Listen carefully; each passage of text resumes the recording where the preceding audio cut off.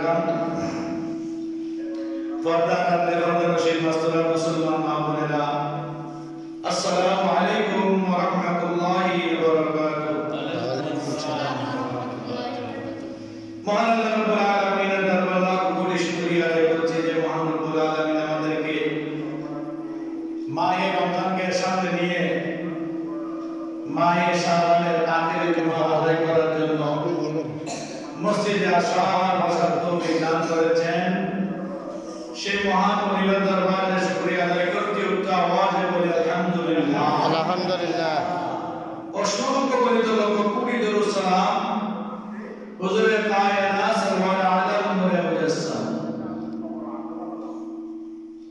নবী মুহাম্মদুর রাসূলুল্লাহ সাল্লাল্লাহু আলাইহি ওয়াসাল্লামের দরবারে সম্মানিত হাজিরিন, পবিত্র মাহে রমজান খুব সন্নিকট। আগামীকাল পয়লা তারাবির সম্ভাবনা রয়েছে। সুবহানাল্লাহ। খুশির খবর, রমজান মাস মানে কিসের খবর? খুশির খবর।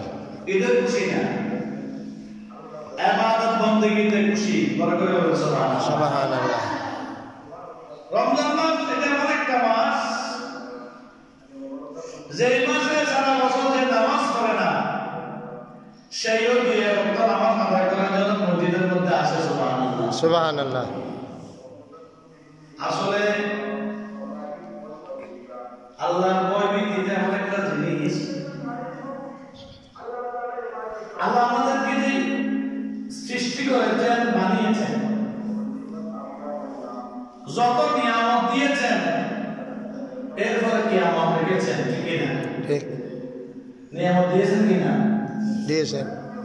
আবার কিয়ামত রেখেছেন কিনা? ঠিক আছে। কিয়ামত শব্দের অর্থ আমরা বুঝি অনেক কষ্টের করি, কিন্তু রমজান মাসের যারা রোজাদার, রমজান মাসে যারা ইফতার করে, তাহাজ্জুদ গুজারি করে, আল্লাহর ইবাদত বন্দেগীতে জীবন অতিবাহিত করে, তাদের জন্য কিয়ামতের ময়দানটা খুশির দিন। বড় করে বলুন সুবহানাল্লাহ। কিয়ামতের ময়দান কিসের দিন? মৃত্যু সবার জন্য কি নয়? কষ্টের নয়। কিছু কিছু বান্দা আছে তাদের জন্য মৃত্যুটা কি? উপহার, আল্লাহর পক্ষ থেকে পুরস্কার। বড় করে বলুন সুবহানাল্লাহ। এটা কি আমার কথা? এটা হাদিস শরীফে আল্লাহ বলেছেন তুহফাতুল মুমিনিল মাউত, ঈমানদার যারা তাদের জন্য মৃত্যুটা উপহার স্বরূপ। বড় করে বলুন সুবহানাল্লাহ। এরপর বলছে ইয়া আইয়ুহাল্লাযীনা আমানু তাকুল্লাহ। হে ঈমানদার ব্যক্তিগণ, তোমরা আল্লাহকে ভয় করো। হাক্কা তুকাতিহি, কিরকম ভয়? ভয় করার মতো ভয় করো। ওয়ালা তামুতুন্না ইল্লা ওয়া আনতুম মুসলিমুন, তোমরা মুসলমান না হয়ে মৃত্যুবরণ করো না।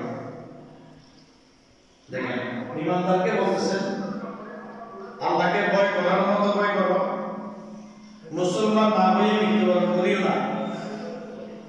এই মুসলমান এমন একটা জিনিস, ইসলাম এটা এমন একটা জিনিস, এমন একটা দিন, যে দিনের ভিতরে মানুষের আউয়াল এবং আখিরের সমাধান রয়েছে। বড় করে বলুন সুবহানাল্লাহ। গভীর চিন্তা করলে দেখা যায় মাহে রমজানটা মুসলমানদের জন্য, ঈমানদারদের জন্য অত্যন্ত গুরুত্বপূর্ণ একটি মাস, ঠিক না? ঠিক। যে মাসের মধ্যে নিয়ম নীতি এমন ভাবে, এটা এমন ভাবে নিয়ম নীতি চলে যা অন্য কোন মাসের নিয়ম নীতি চলে না।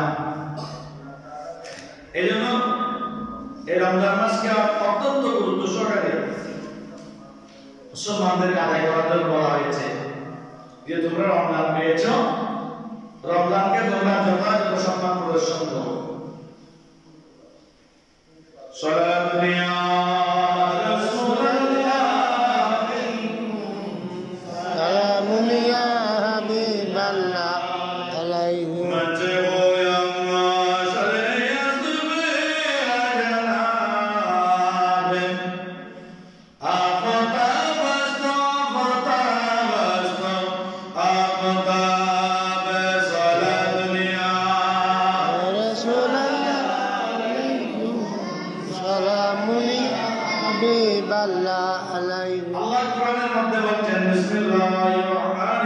الرحيم وإذا سألك عبادي عني فإني قريب الله प्यारा हबीब के मौला करीम बच्चे और हमारा हबीब प्यारा हबीब सालका আমার বান্দারা আপনার কাছে এসে আমি আল্লাহ সম্পর্কে জিজ্ঞেস করব আল্লাহ কোথায় আছেন বরকত বলুন সুবহানাল্লাহ। জিজ্ঞেস করব কার কাছে রাসূলের কাছে রাসূল করিম সাল্লাল্লাহু আলাইহি ওয়াসাল্লামের কাছে বান্দারা জিজ্ঞেস করবে আল্লাহ কোথায়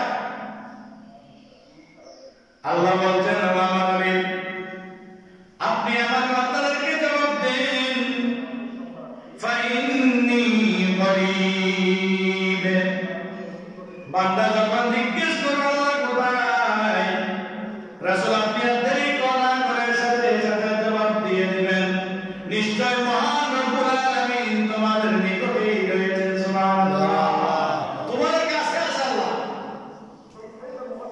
আল্লাহ তোমাদের নিকটে আছেন উজিবু দাওয়াতাদ দাঈ আল্লাহ রব্বুল আলামিন তোমাদের ডাকে সাড়া দেন আল্লাহ রব্বুল আলামিন তোমাদের ডাকে সাড়া দেন যখন ইজা দাআন যখন তোমরা আল্লাহকে ডাক দিবা আল্লাহকে স্মরণ করবা সেটা মনে মনে হোক সেটা গোপনে হোক জবান খুলে হোক সেটা যেভাবে হোক না কেন আল্লাহকে যখন তোমরা স্মরণ করবা আল্লাহকে ডাক দিবা আমার আল্লাহ কাল বিলম্ব করবে না আমার আল্লাহর সাথে সাথে তোমাদের জবাবে সাড়া দিবেন সুবহানাল্লাহ আল্লাহ তোমাদের ডাকে সাথে সাথে সাড়া দিবেন কেমন কথা এটা আমরা আল্লাহকে ডাকতে সময় পাই করি সময় আল্লাহকে ডাকার জন্য আমরা কি করি সময় বাদ করি আল্লাহ বলছেন তাকে সময় সারা দেওয়ার জন্য আমি কোন সময় বাকি করি না আমি যে থাকি বান্দা তখন তুমি আমাকে ডাকো আমি তোমার বান্দার ডাকে সাথে সাথে সাড়া দিয়ে দিব সুবহানাল্লাহ কখন ডাকবে যে দেখি দুনিয়ার মানুষকে ডাকেন সওয়াব নাই